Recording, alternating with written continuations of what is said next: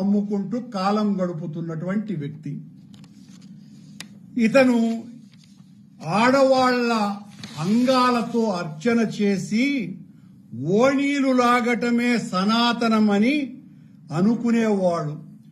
పేరులో తప్ప బుర్రలో ఏమాత్రము సరస్వతి లేనటువంటి వాడు. చంద్రబాబు ఆదేశాలతో అక్కడ తిరుపతిలో ఆధ్యాత్మికం పేరుతో గుంటనక్కల సభ జరిగింది.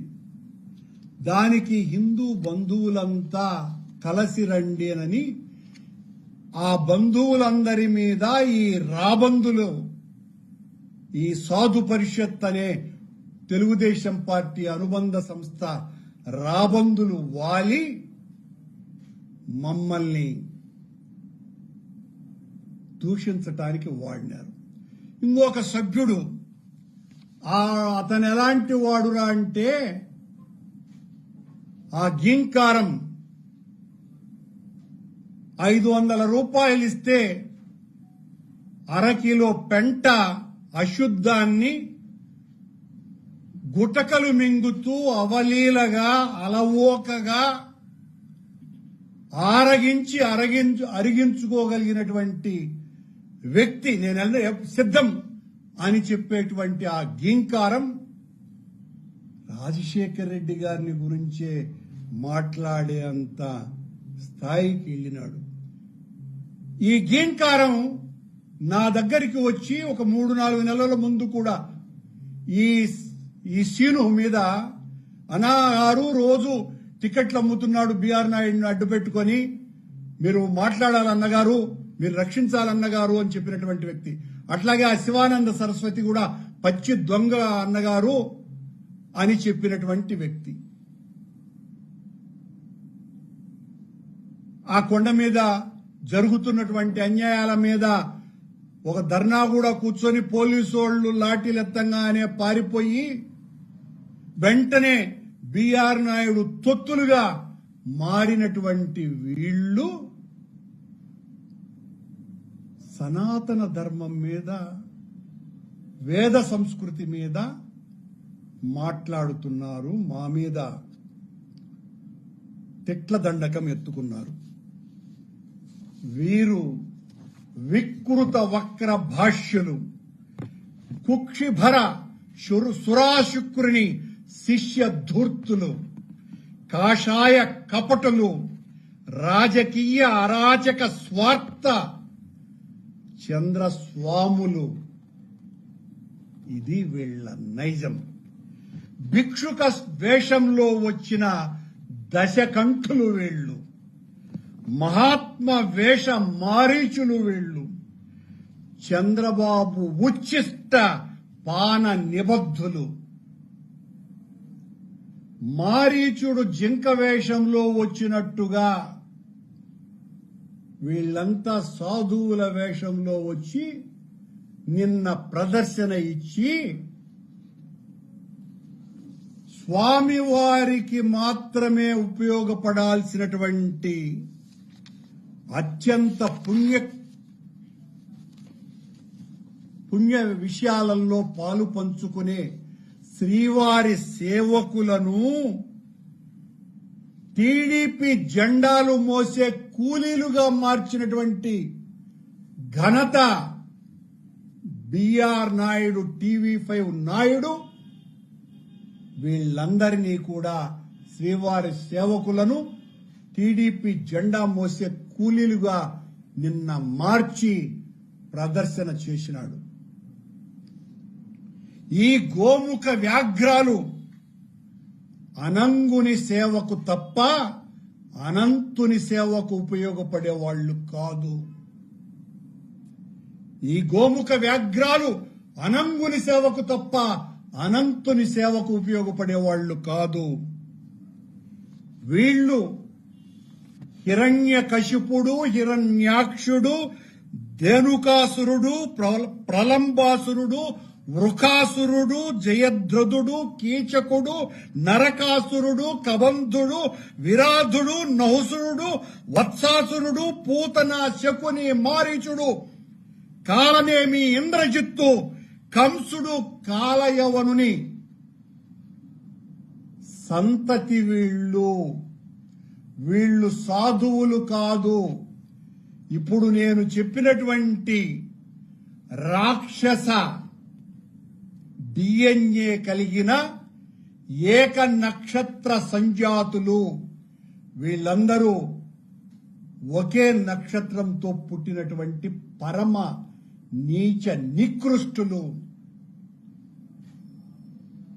వీళ్ళు ధర్మాన్ని గురించి మాట్లాడేవాళ్ళు. కల్మష ప్రవర్తనతో మీకెందుకయ్యా కాషాయం? పచ్చ చొక్కాలు వేసుకోండి. కాషాయం ఎందుకు మీకు? సర్వసంగ పరిత్యాగులు రాజకీయాలు మాట్లాడతారా? జగన్మోహన్ రెడ్డి అనేవాడి పాలన పోయింది, రాక్షస పాలన. చంద్రబాబు అనేవాడి రాముని రాజ్యం వచ్చిందని ఆ మీటింగులో మాట్లాడతారండి వీళ్ళు. ఆ పార్టీ జెండా ఎత్తుకుని తిరగండి. హిందువుల ఐక్యత అంటే తెలుగుదేశంలో చేరాలి అని నిన్న వాళ్ళు నినాదాలు ఇస్తారు. అక్కడ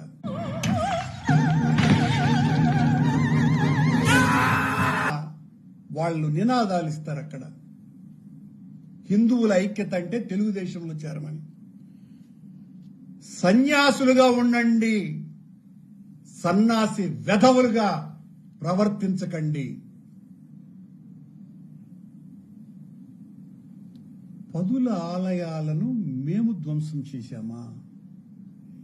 ఈ రాష్ట్రంలో హైందవ సనాతన వేద సంస్కృతిని పరిరక్షించింది ఎవరి కాలమన్నా ఉంది అంటే అది డాక్టర్ రాజశేఖర్ రెడ్డి, వైఎస్ జగన్మోహన్ రెడ్డి గారి హయాంలో తప్ప చంద్రబాబు గతంలో పాలించిన 15 సంవత్సరాలలో కానీ ఈ 2 సంవత్సరాల పాలనలో కానీ కొన్ని వందల గుళ్ళు కూలగొట్టి దేవుడి పేరుతో అరాచకాలు చేసి దేవుడిని రాజకీయ వనరుగా వాడుకున్నటువంటి నీచాతి నీచమైనటువంటి సంస్కృతి కలిగినటువంటి చంద్రబాబులో వెంకటేశ్వర స్వామిని దర్శించుకుంటున్నారు ఈ దొంగ స్వాములు. కాషాయ రాక్షసులు వీళ్ళు, వికృత మనస్కులు వీళ్ళు. 1000 కాళ్ల మంటపాన్ని కూల్చిన చంద్రబాబు వీళ్లకు 1000 కన్నులున్న ఇంద్రుడులాగా కనపడుతున్నాడు. 100 గూళ్లు కూలగొట్టినటువంటి చంద్రబాబు వీళ్లకు అపర విష్ణుమూర్తిగా దర్శనమిస్తున్నాడు. హిందూ ధర్మ సమ్మేళనం పేరిట కపట నాటక కూటమిగా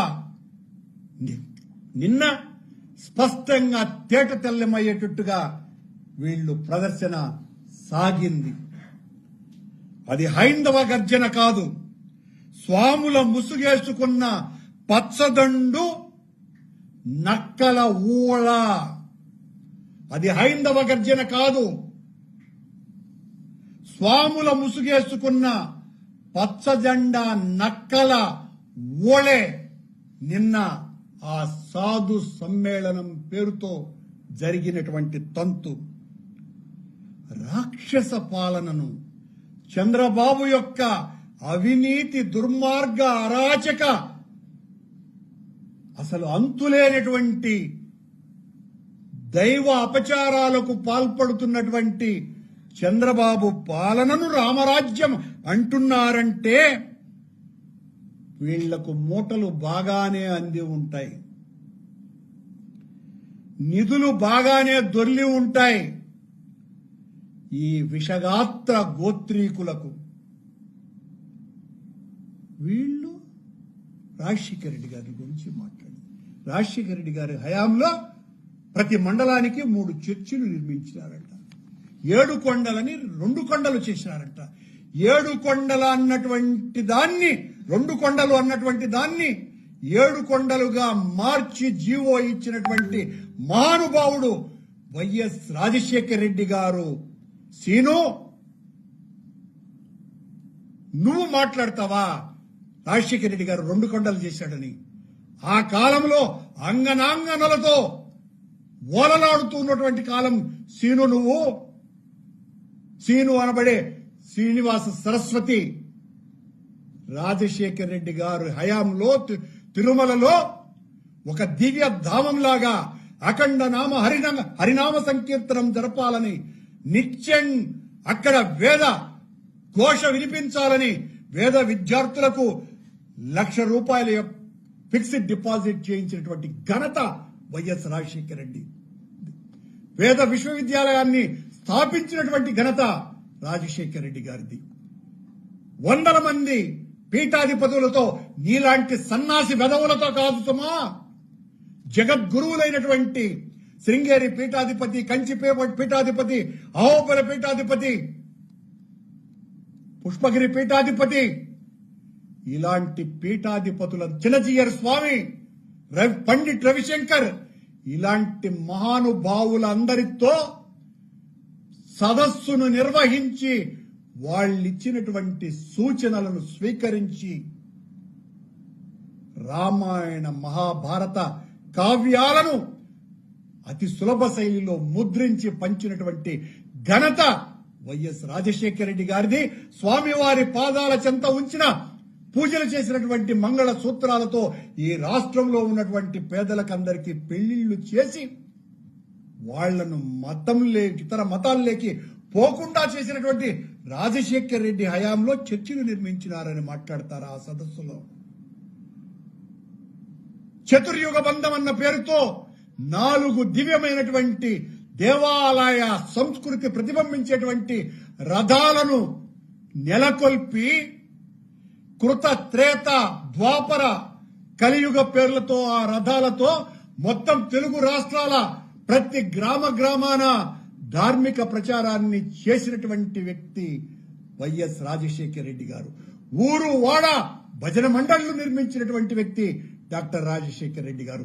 ఈ రోజు కొన్ని వేల కోట్ల మంది స్వామివారి దివ్య అనుగ్రహాన్ని అనునిత్యము చూస్తూ పులకాంకితులైనటువంటి అవుతున్నటువంటి వెంకటేశ్వర భక్తి ఛానల్ ని ధరిస్తున్నటువంటి ఆ వెంకటేశ్వర భక్తి ఛానల్ ని తీసుకుని వచ్చింది వైఎస్ రాజశేఖర రెడ్డి గారు. సీను,